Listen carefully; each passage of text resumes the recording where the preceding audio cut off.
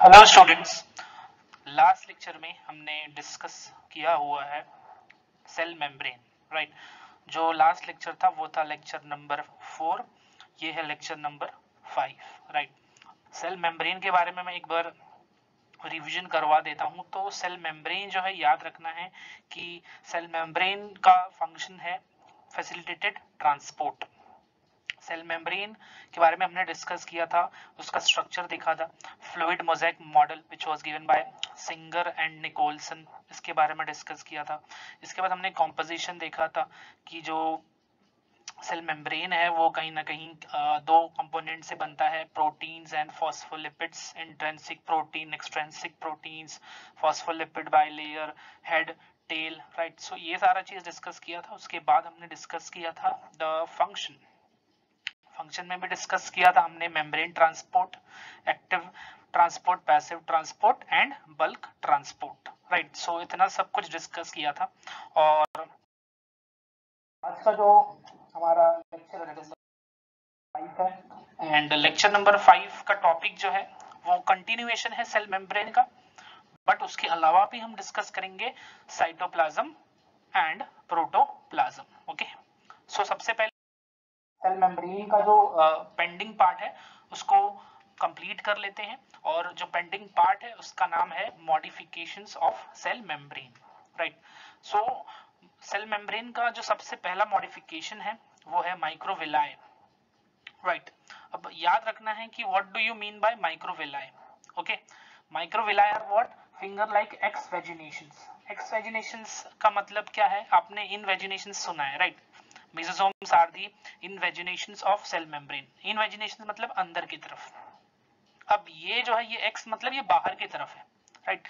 ये जो माइक्रोविला है वो कहीं ना कहीं सेल मेम्ब्रेन से ही बन रहा है और ये बाहर की तरफ प्रोजेक्ट करेगा। और इसका शेप कैसा होगा, it will be finger like.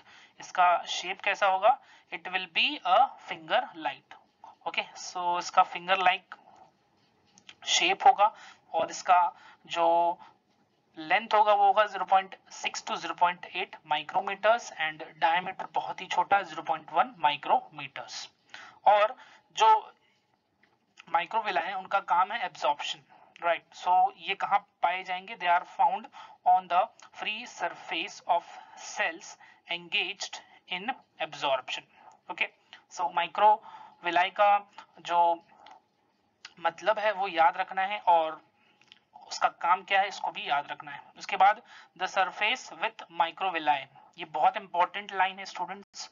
The surface with microvilli is called striated border और ब्रश बॉर्डर, इसको भी याद रखना है। अब एग्जांपल, ऐसे कौन से सेल्स हैं जिनमें माइक्रोविलाई होते हैं। सो इसमें आएगा हिपैटिक सेल।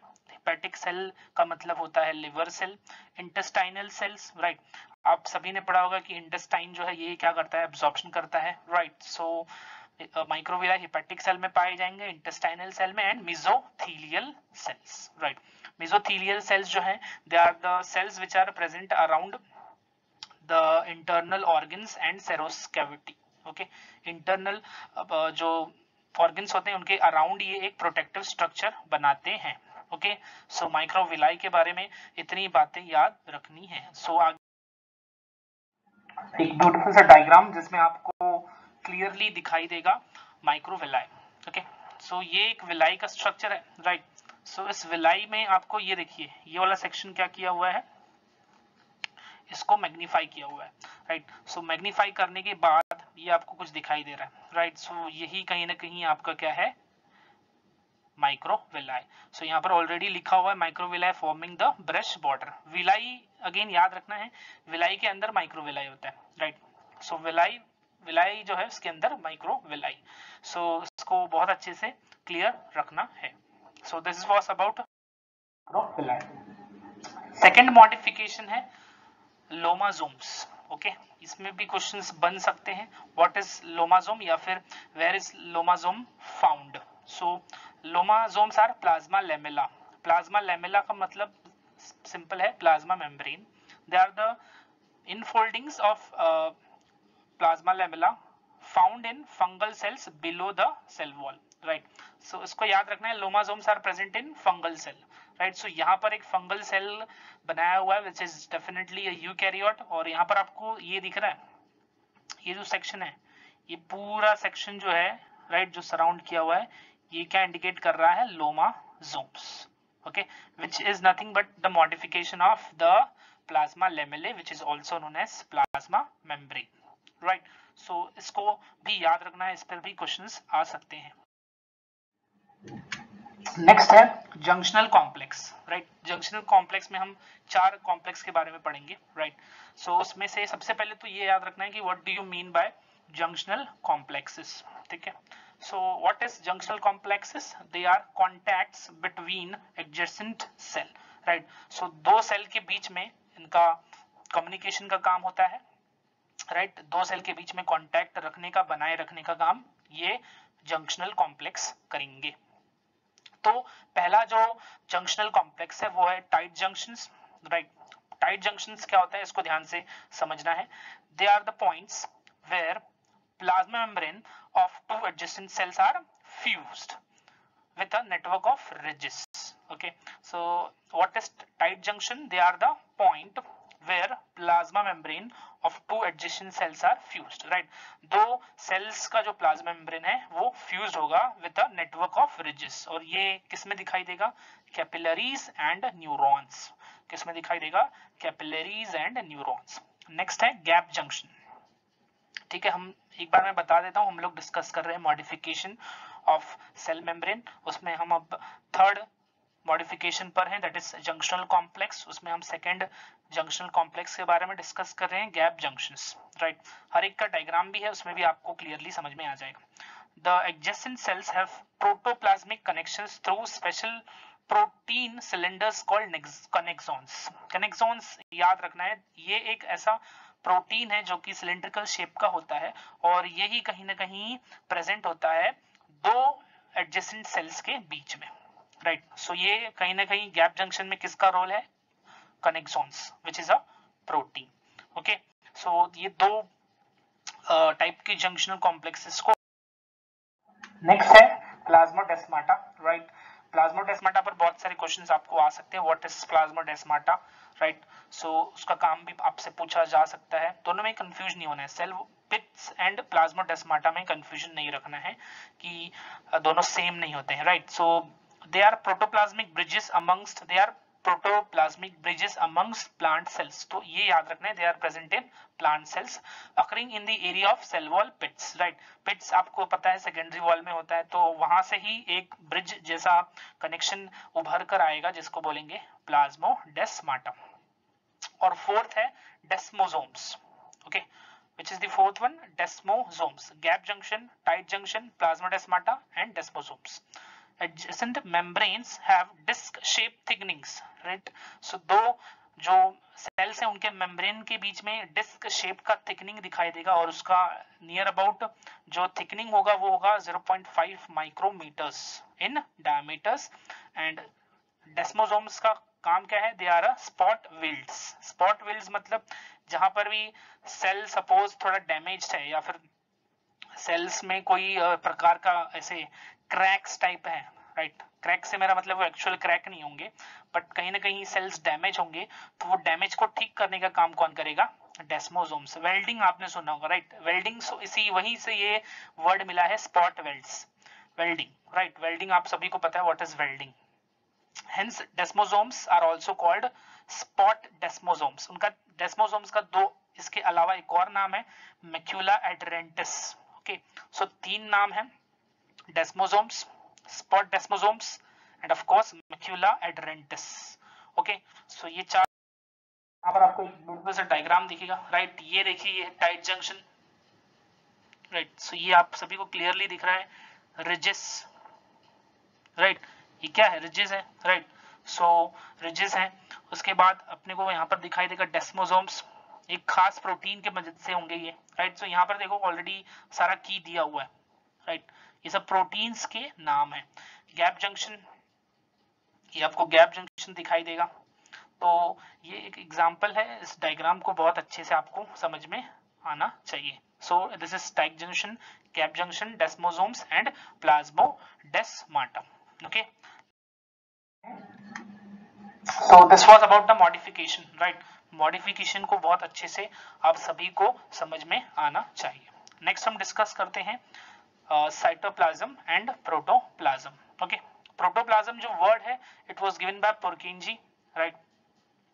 और हुक्सले जो साइंटिस्ट है, हुक्सले साइंटिस्ट ने प्रोटोप्लाज्म को कहा था a physical basis of life. Okay, so सबसे पहले साइटोप्लाज्म के बारे में पढ़ लेते हैं. It is a jelly like semi fluid bulk of protoplasm, right? Cytoplasm जो है it is what, jelly like semi fluid होता है, bulk of protoplasm excluding the nucleus, right? So याद रखना है कि न्यूक्लियोप्लाज्म को यहाँ पर इंक्लूड नहीं किया है, राइट? जब न्यूक्लियोप्लाज्म और साइटोप्लाज्म दोनों को इंक्लूड कर देंगे तब बनेगा प्रोटोप्लाज्म, बट यहाँ पर हम सिर्फ बात कर रहे हैं साइटोप्लाज्म की. सो साइटोप्लाज्म का मतलब याद रखना है. अब साइटोप्लाज्म में क्या क्या कंपोनेंट्स हैं, right? So it includes all other components, right? Cytoplasmic matrix याद रखना है, न्यूक्लियस इंक्लूडेड नहीं है इन द साइटोप्लाज्म, राइट? सो क्या क्या कंपोनेंट्स हैं? Cytoplasmic matrix, right? सरफेस, सतह जो होती है साइटोप्लाज्म की उसको बोलते हैं साइटोप्लाज्मिक मैट्रिक्स. उसके अलावा सेल ऑर्गेनल जो कि साइटोप्लाज्मिक मैट्रिक्स के ऊपर होंगे, एंड इसके अलावा cell inclusions, right? Cell inclusions के बारे में भी हम डिस्कस करेंगे आने वाले लेक्चर्स में, राइट?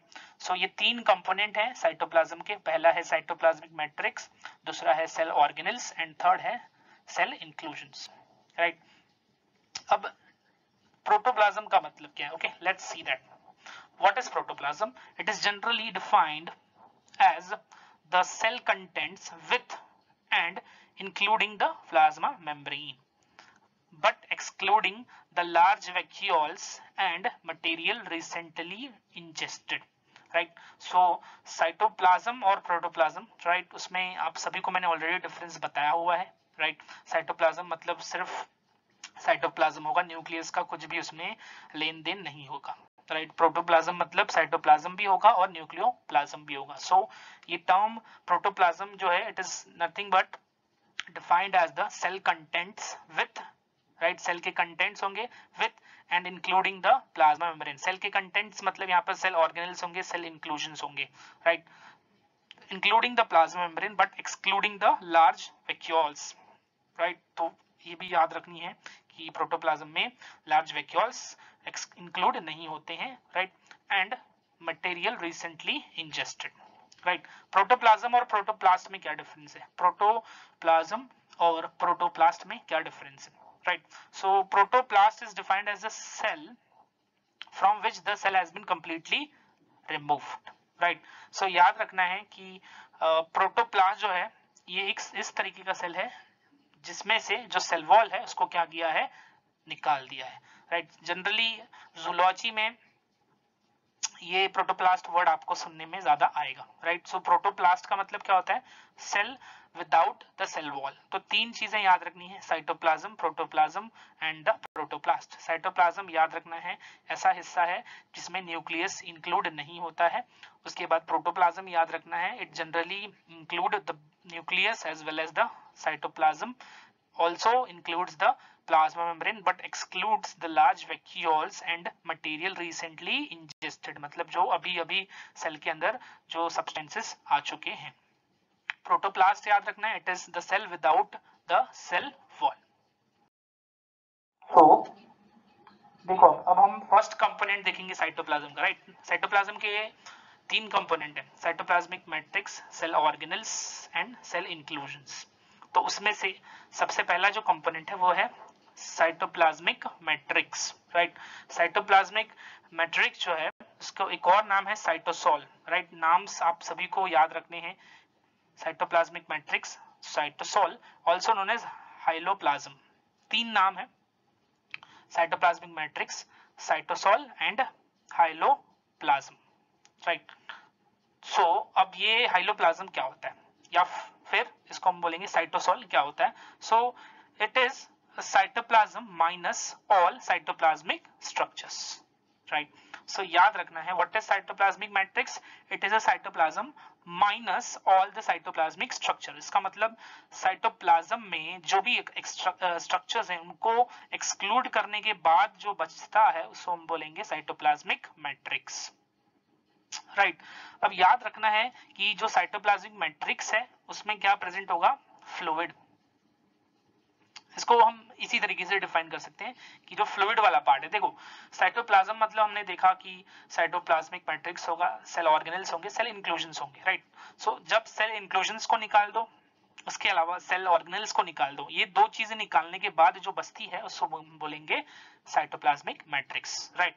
सो नेक्स्ट आगे बढ़ते हैं, the clear fluid part of the cytoplasm, right, इस साइटोप्लाज्मिक मैट्रिक्स, जैसे कि मैंने बताया। तो फ्लूइड जो है वही फ्लूइड जो जहां पे भी दिखाई दे रहा है that is nothing but your cytoplasmic matrix और सरफेस। अब ये जो मैट्रिक्स है ये दो फॉर्म में एग्जिस्ट करेगा, एक है सॉल, दूसरा है gel, solid and jelly, right, जिसको बोलेंगे प्लाज्मोसॉल। सॉल को बोलेंगे प्लाज्मोसॉल और जेल को बोलेंगे plasma gel, plasma sol and plasma gel. अब प्लाज्मा सॉल जो है ये कहां प्रेजेंट होता है, internal. Plasma sol is usually present internal and it is known as endoplast. I repeat, plasma sol is usually present internal and it is known as endoplast, and plasma gel is present below the plasma membrane and it is called ectoplast, right। अभी हम diagram देखने वाले हैं next slide में, तो picture clear हो जाएगी। सो याद रखना है साइटोप्लाज्मिक मैट्रिक्स क्या होता है, it is a clear fluid part of the cytoplasm which does not include cell organelles and cell inclusions। अब याद रखना ये जो फ्लूइड है इसका दो नेचर होगा, दो स्टेट होगा, एक होगा सॉलिड जिसको हम बोलेंगे प्लाज्मा सॉल और एक होगा जेली जिसको हम बोलेंगे plasma gel, right. Plasma solid जो है या प्लाज्मा सॉल जो है इट इज प्रेजेंट इंटरनल, अंदर की तरफ होगा और उसको हम बोलेंगे एंडोप्लास्ट, और प्लाज्मा जेल जो है it is present below the plasma membrane, plasma membrane के ऊपर होगा, उससे हम बोलेंगे एक्टोप्लास्ट, राइट। अब ये जो मैट्रिक्स है साइटोप्लाज्मिक मैट्रिक्स उसके अंदर क्या क्या प्रेजेंट है, right. So matrix is actually a crystal colloid complex, right, in water where some chemicals are present in the form of true solution, right। तो साइटोप्लाज्मिक मैट्रिक्स में वाटर दिखेगा आपको, मैक्सिमम जो कंटेंट होगा वो वाटर होगा। इसके अलावा उनमें क्या प्रेजेंट होंगे, proteins, amino acid, vitamin etcetera etcetera. तो क्या होगा, कुछ जो ये सब्सटेंसेस हैं, जो कुछ कोलाइडल कुछ सब्सटेंसेस है वो उसमें डिसॉल्व कर जाएंगे और कुछ जो है वो क्या करेंगे, कोलाइड करेंगे, राइट। So colloid solution, true solution. Colloid solution मतलब जो डिसॉल्व नहीं होगा, ट्रू सोल्यूशन मतलब जिसमें जो सब्सटेंसेस है वो डिसॉल्व हो जाएंगे, सोल्यूट डिसॉल्व हो जाएगा, राइट। सो इसको याद रखना है, राइट। सो यहाँ पर आपको एक क्लियर पिक्चर दिख रही है प्लाज्मा जेल की, जैसे कि मैंने बताया it is present below the plasma membrane and plasmasol, right. ये देखिए, राइट, ये जो पार्ट है पूरा जो येलो कलर का दिख रहा है that is your plasma sol, plasma gel, right. यहाँ पर दिख रहा है आपको ये वाला पार्ट, ये पूरा पार्ट क्या है, प्लाज्मा जेल, और ये जो येलो पार्ट है दैट इज प्लाज्मा सॉल। तो ये एक सेल को दिखा रहे हैं और यहाँ पर आपको ये क्या दिखाई देगा, प्लाज्मा मेम्ब्रेन, राइट। तो देखो मैंने यहाँ पर ऑलरेडी मेंशन किया हुआ है, तो कोलाइडल सॉल्यूशन में क्या क्या आ सकता है, example minerals, sugar, amino acids, vitamins, nucleotide, enzymes etcetera, right. So इसको याद रखना है कि कोलोइडल सॉल्यूशन में क्या क्या होंगे, मतलब देखो यार बहुत ही क्लियर पिक्चर है ये, आपको याद रखना है साइटोप्लाज्म मैट्रिक्स है, उसमें जो मैक्सिमम कंटेंट है वो वाटर है, वाटर के अलावा यहाँ पर मिनरल्स हैं, शुगर्स हैं, आयंस होंगे, अमीनो एसिड्स होंगे, विटामिन होंगे। तो यहाँ पर जो वाटर के अंदर सॉल्युबल नहीं होंगे उनको बोलेंगे कोलॉइडल सॉल्यूशन। तो उसमें एग्जांपल दिया हुआ है यहाँ पर minerals, sugar, amino acids, vitamins, nucleotides and enzymes. Proteins are the major colloidal particles of the complex. तो याद रखना है प्रोटीन्स आसानी से उसमें मिक्स नहीं होते हैं, इसीलिए उसको बोला है proteins are the major colloidal particles of the complex. तो यहां पर देखो, अभी मैंने यहाँ पर एक क्लियर पिक्चर दिया, ये हो गया अपना साइटोसॉल, राइट। ये पूरा क्या है अपना साइटोसॉल। वो उसके अंदर ही क्या प्रेजेंट है, अपने सेल ऑर्गेनल्स वगैरह प्रेजेंट है, राइट। सो इसको बहुत अच्छे से याद रखना है। यहाँ पर मेरा जो मेन मोटो था ये दिखाने का था कि व्हाट इज साइटोसोल, बिकॉज कहीं ना कहीं आप लोग को साइटोसोल भी समझ में आना चाहिए। अब what is the important functions of the cytoplasmic matrix, right.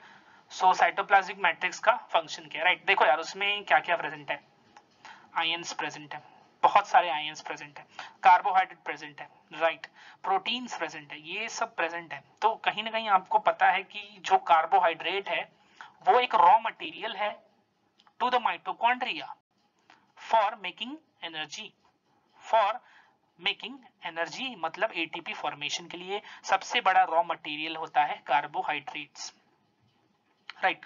तो ये कार्बोहाइड्रेट कहाँ प्रेजेंट है, साइटोप्लाज्मिक मैट्रिक्स में, राइट। सो ये मैट्रिक्स क्या प्रोवाइड कर रहा है, it provides raw material to cell organelles for their functioning, right.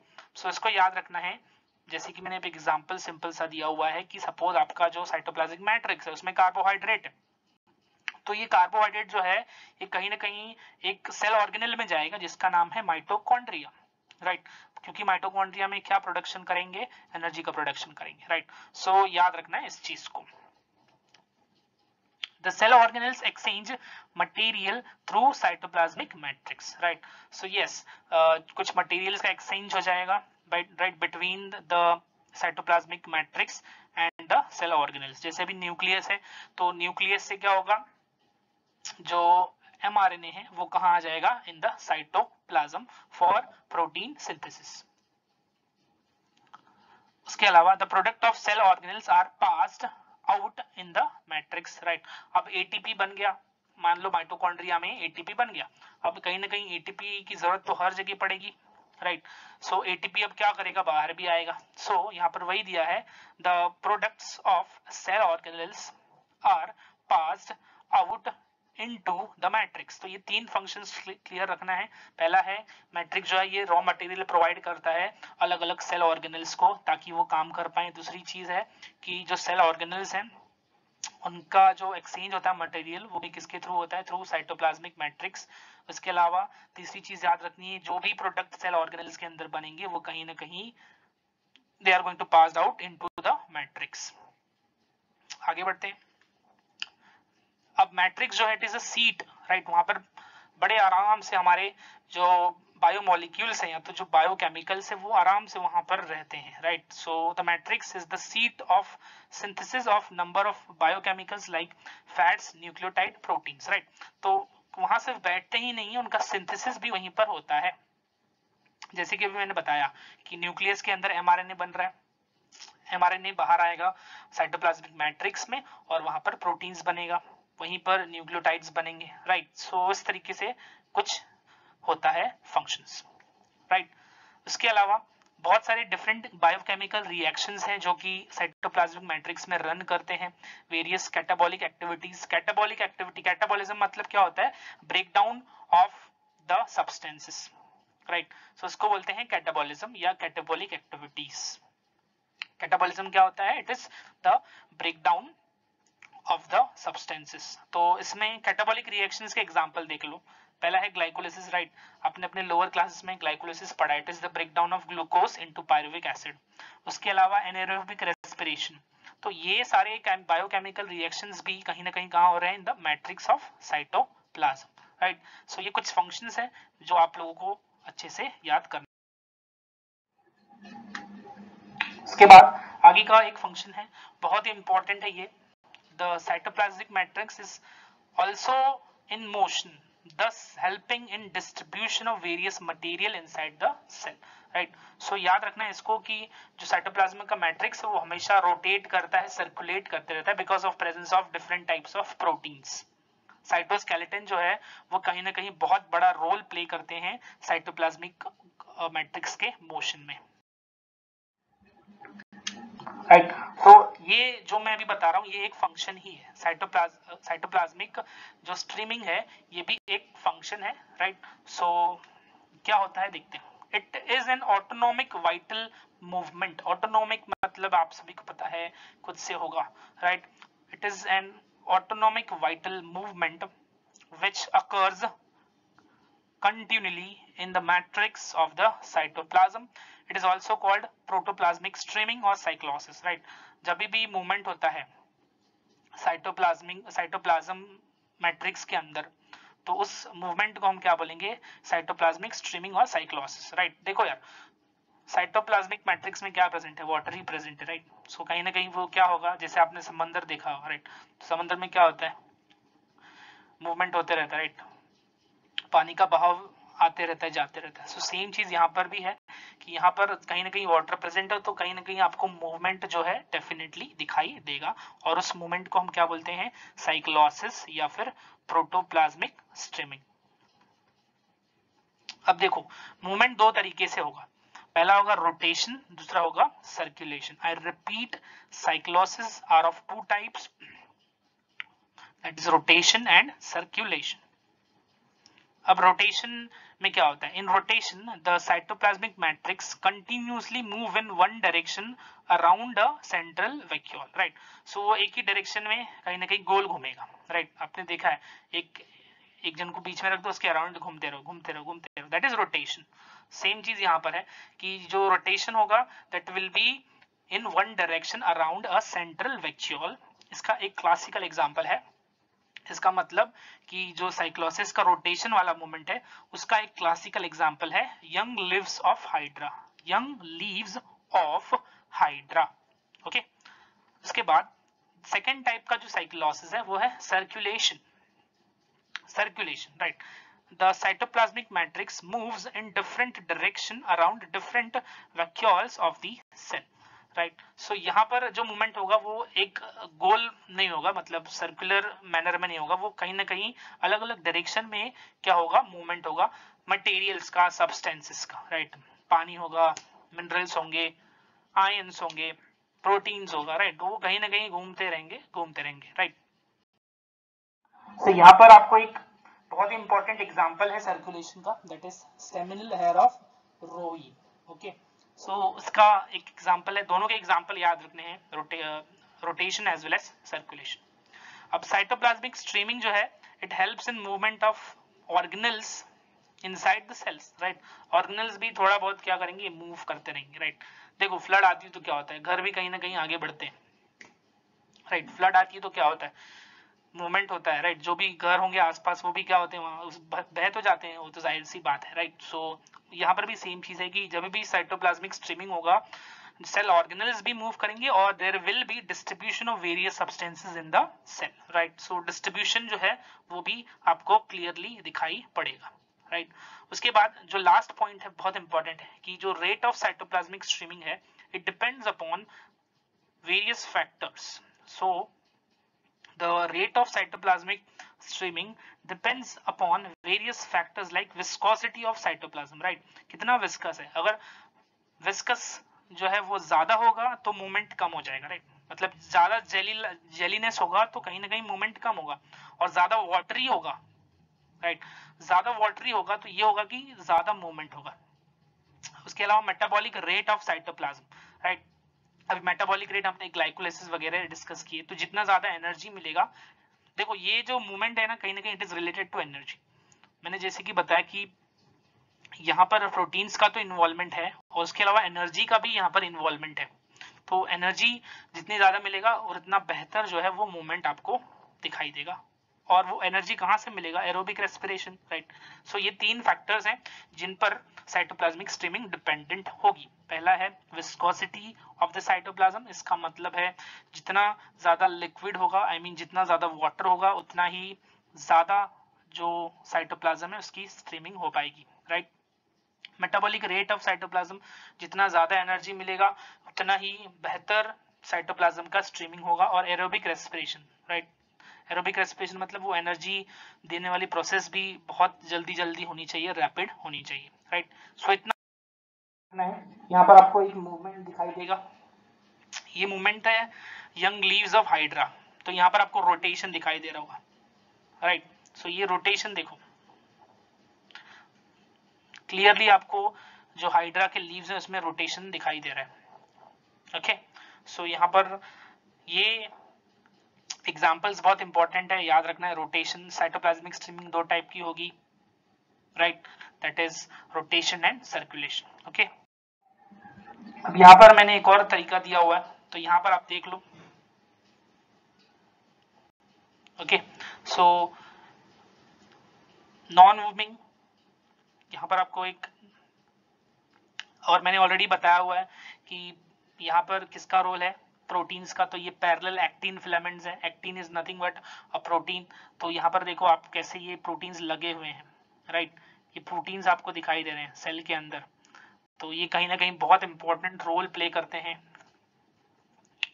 और जैसे कि मैंने बताया था कि जो जेली है वो कहाँ प्रेजेंट है, प्लाज्मा मेम्ब्रेन के नजदीक है। सॉलिड है वो कहाँ प्रेजेंट है, इंटरनल प्रेजेंट है। तो यहाँ पर वो भी चीज एकदम क्लियरली विजिबल होगी, राइट।